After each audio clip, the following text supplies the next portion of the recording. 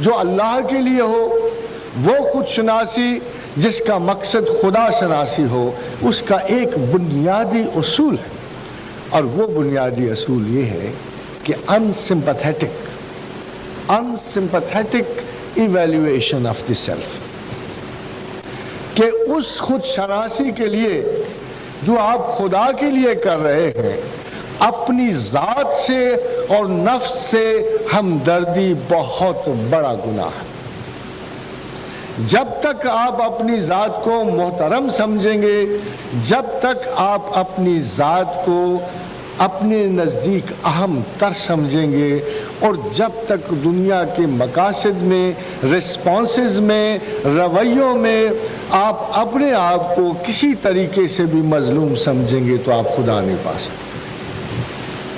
Self sympathy جو ہے اللہ کے راستے میں سب سے بڑا نفسی جرم ہے۔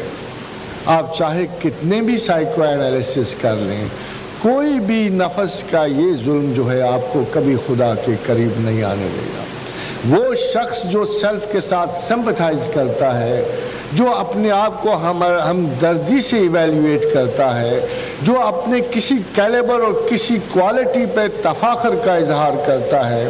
جو زندگی میں کسی مقصد کی پروجیکشن کو اپنی زندگی کے لیے اہم تر سمجھتا ہے، وہ خدا کے قریب نہیں جا سکتا۔ وَإِمَّا مَنْ خَافَ مَقَامَ رَبِّهِ، کہ اگر تم اللہ کے سامنے کھڑا ہونے سے ڈرتے ہو تو نَهْيِ النَّفْسَ عَنِ الْهَوَىٰ، تو سب سے پہلے تمہیں اپنی ذاتی ہر اس خواہش کی مخالفت کرنی پڑتی ہے جو خدا کے راستے میں آ جائے،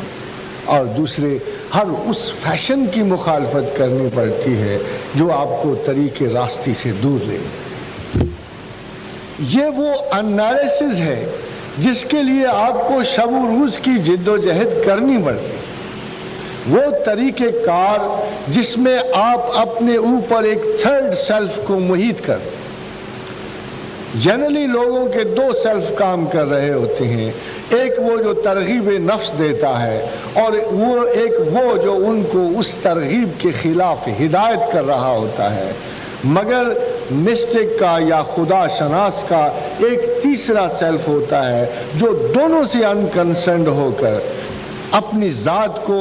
استہزاء کا، مذاق کا شکار کرتے ہوئے اپنے ساتھ وہ ہر ہمدردی کو منقطع کرتا ہے جو اسے ذرا سی بھی اس کی کیفیت کو موربڈ کر دیتی ہے۔ اور جب انسان دونوں طرف ہو، خدا کی طرف ہو یا خدا کے خلاف ہو، تو دونوں صورتوں میں اس کی جبلت اور ان کی جبلتیں جب مجتمع ہوتی ہیں، جب کثرت کو پلٹتی ہیں، تو ایک موربڈ سینٹیمنٹل کیفیات پیدا کر دیتی ہیں جو سوائے اس تھرڈ سیلف کے، آبجیکٹو سیلف کے، اور کوئی بھی سیلف جو ہے اس کو منقطع نہیں کر سکتا۔ تو خود شناسی کا طرف ہو یہ ہے، خود شناسی کا کمال یہ ہے کہ آپ نیکی سے گزر جاؤ اور بدی سے گزر جاؤ۔ خود شناسی یہ ہے کہ آپ نیکی سے ترفع نہ حاصل کرو اور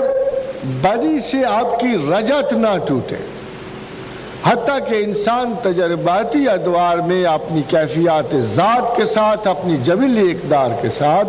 تمام زندگی ایکسپیریمنٹیشن کرتا ہے گناہ و ثواب میں، مگر اس کا اخلاص اور اس کی توجہ، اس کی محبت خداوند بہرحال اس کے ساتھ سلامت رہتی ہے، اور یہی سبب اس کو اپنی ذات کی اصلاح کا بنتا ہے، اور بالآخر وہ اپنے رب کریم کو پلٹتا ہے۔ اور اسی نفس کو یہ اللہ نے مخاطب کر کے کہا کہ یا ایتھا النفس المطمئنہ ارجعی الی ربک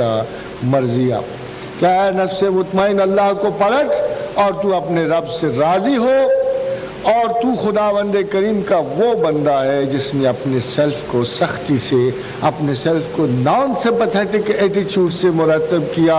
اور تو نے یہ بات مد نظر رکھی، تو نے اپنی ذات کے نارسسزم سے گریز کیا، اپنی ذات کی محبتوں سے گریز کیا، اپنی امپورٹنسز سے گریز کیا، خلق کے رسپانسز کو انالائز کیا،